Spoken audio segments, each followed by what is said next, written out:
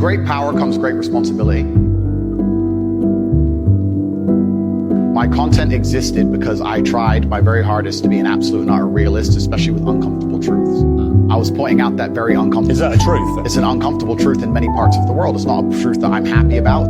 I don't want to be seen as a negative influence in the world. I know that there's a whole bunch of men. I get thousands of emails a week from men whose lives I've saved. I get thousands of emails a week from men who are on the verge of suicide and I've saved their lives. I believe in protecting and providing. I've been misunderstood. I don't want anybody to be offended by anything I say. I want to be a positive force in the world.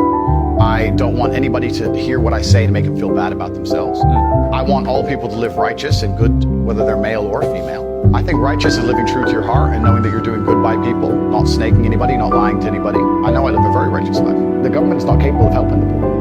And this is why it's so important as a person you take personal responsibility and understand you're living in a world where the matrix can be cracked. You can make a bunch of money, but you need to take responsibility and do it. I refuse to accept that there are people out there who cannot become happy, contented individuals. I refuse to accept we live in a world where God has created people who, no matter how hard they work and how good their life becomes, can't be happy. I don't accept that. I accept that the universe is a very giving place and that God loves all of us. And if you try your best and you work hard, you can become a better person. I'm telling the younger generation that if they don't get up and work hard and make sure that they're important, that the world's not going to give a about it. 99% of my content is aimed at men telling them the truth, saying that as a man, you're born with no inherent value. You have to become important. You have to go through some pain or go through some suffering to make people care about you. Otherwise, you're not going to matter. As a dude, if you walk into the party and you put no effort into your life, nobody matters.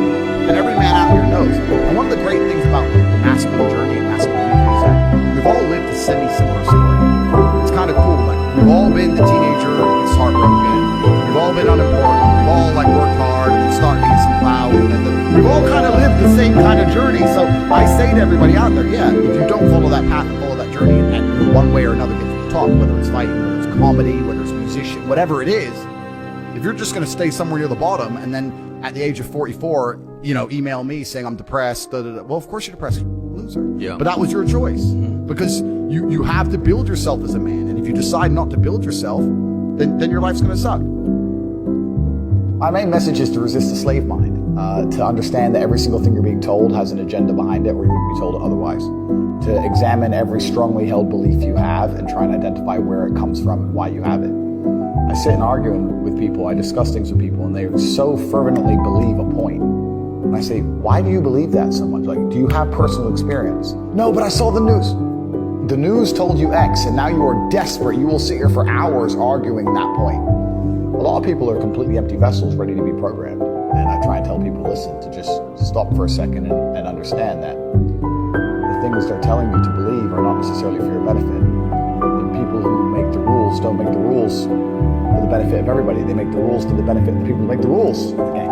So telling people to resist the slave mind and just be critical thinkers, keep their brain open, pay attention to things, be perspicacious, that's the general theme. And it doesn't matter whether you're left, right, liberal, man, woman, etc. It's just think for yourself. That's the general message. I believe men and women are a beautiful union. I think we're slightly different, but when we work together, we're the most powerful force in the world. And I certainly believe that men and women, when they work together, is the most beautiful force on the planet. So of course I believe in men and women. Of course I believe in love. Of course I believe in marriage. Of course I believe in family. I believe in marriage in the traditional sense. I believe a man has a duty to stand up and be a real man. I believe that the problem with the world today that we are facing is that not enough men are sticking to the age-old ways of masculinity.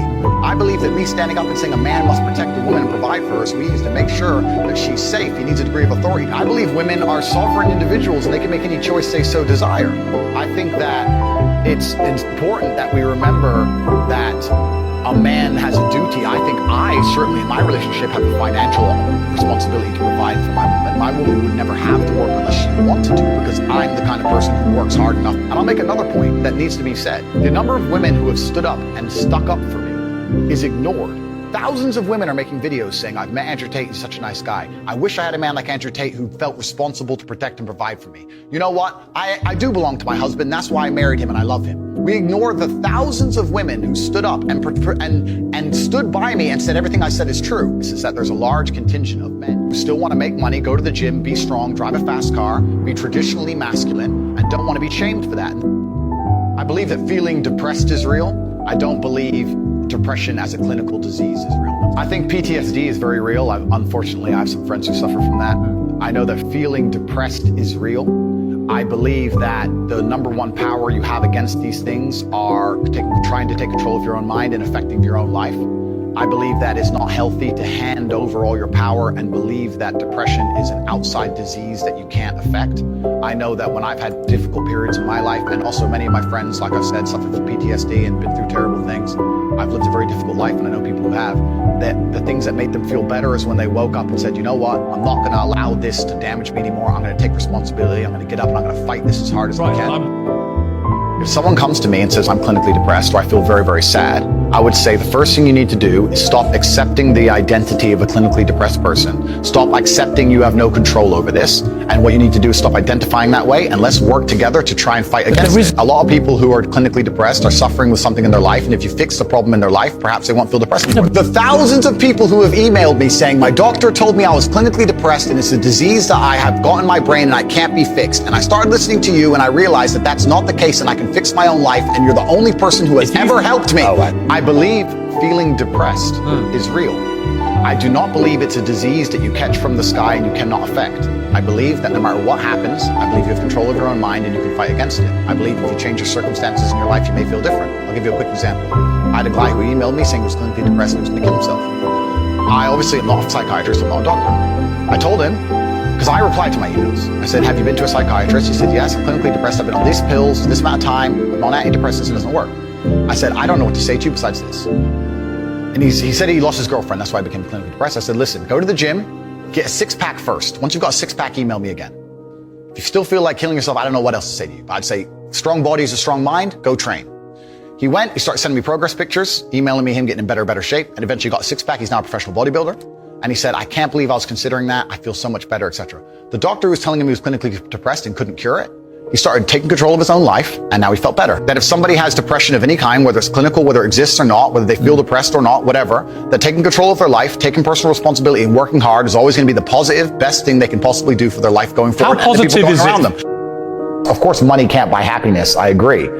But money is the third most important thing in the world. First is your health, because you have nothing if you're going to die. Second is your relationships, because you need love and family, that matters the most. But money can buy everything else. So money's the third most important thing. The average people come to me and say, what do I do? I'm just the average guy. And my only answer is stop being the average guy.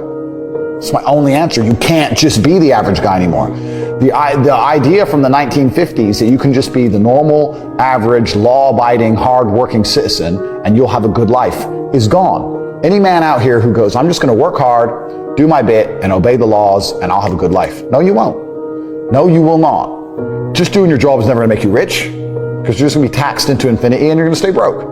So just obeying laws and doing your job now has set you up to be a peon and a slave for eternity. You have to get yourself in a position where you're making enough money.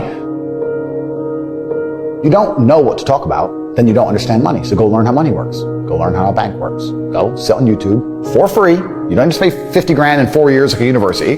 Go sit on YouTube and understand money, banking, or the real estate market, any of it. Understand the last housing price crash, why it happened, understand mortgage rates and how that's affected by interest rates. Understand it, and then go sit with someone else who understands it and talk about it. People should, even if they haven't got a penny in the world, should be going to these meetings about real estate, about investing, that especially if it's cheap, they should go. Just meet other people who at least have money. Have conversations about money. Talk about it. How are you going to get what you don't talk about? And yes, the cycle of precipitation, right? So a cloud comes, it rains, it falls down to the ground, it goes under the ground, whatever, goes into a stream, it moves into the stream, goes to the ocean, evaporates again, up into a cloud, floats somewhere else, falls down again. It's always moving. That's how money is. People think that money is in these large, stagnant pools hidden in people's bank accounts. That's not really true. Money is constantly moving all the time. And if you can find a way to get in between it and stand in the right place at the right time, you're going to get wet. I think that's the new modern way to view the world. It's an attention economy. It doesn't matter what you do. If you're getting attention, you'll make money from it. One habit that people need to adopt, and this is a habit I had for a very long time, and I've actually recently cleared it from my brain because I've reached a point where peace of mind is worth more than money. But every single time money is spent, you need to identify how your money was taken from you.